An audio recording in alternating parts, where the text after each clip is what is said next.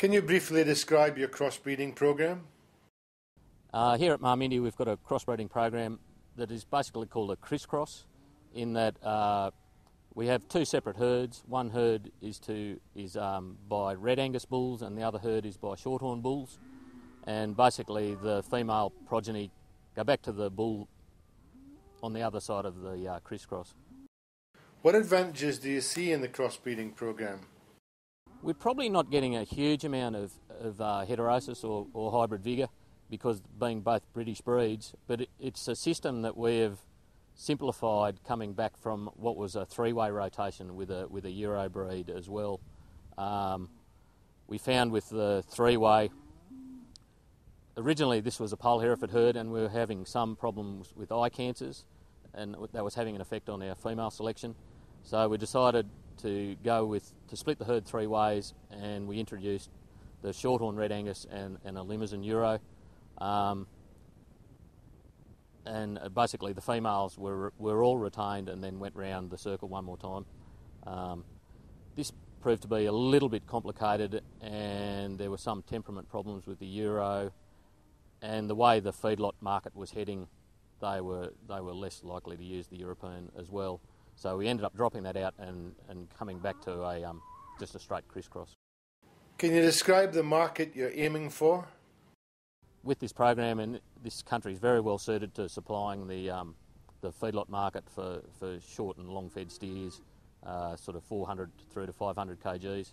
That way we only have to retain the steer progeny over one winter, because the New England's well known for its harsh winters, and you don't want to be taking them through two if at all possible. One of the advantages of the crisscross program is that you retain your females. Do you see a problem if you have to go and purchase females in this area? Yeah, it's right when we designed the program from the start, we thought we don't want to have to be at the mercy of the market trying to source females that basically we know nothing about, are usually somebody else's culls. At the time, we had the females were from a performance recorded herd. We were very happy with their performance as far as everything went, except for the eye problem. So therefore we didn't want to go to that stage where we had to go out and source females that we knew nothing about, basically. So where do your bulls come from? Bulls I select from whoever I think is producing the best and at a reasonable price. I attend a number of shorthorn sales around. The Red Angus have been a bit more difficult to source. Same sort of thing. I'll buy them wherever I can, where I think that they are good value for money, which is often going to what people might call a second tier stud, but as long as the breed plan figures and everything are up with the first tier studs, occasionally the name is just causing you to buy genetics at an inflated price. Have you had any problems with this program? No, not with these two breeds. I've had very little problem with them. Certainly hasn't been a problem. Probably problems to do with crossbreeding is that it can become overcomplicated and difficult to keep separate, different types of herds separate. You run into little things like which bulls do you use over your heifers? If one breed isn't a renowned breed to use over heifers, do you use your second breed over the whole lot and then start your crisscross, or do you try and start it from the very first calf?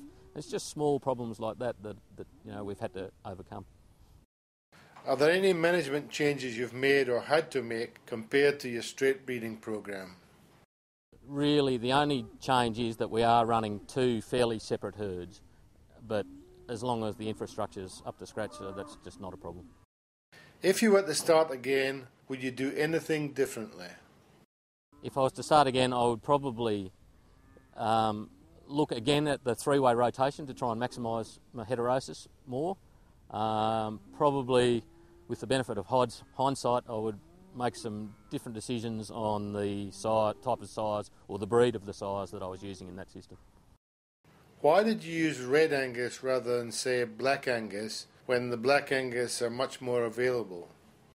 At the time, this was sort of early to mid-90s, there was still a substantial discount for putting lines of cattle in sales, etc., with different colours. And At the time we thought the compromise was better to go that way, and with the crisscross system I can always drop the red Angus and start going into a black anyway at this stage, and that may well happen.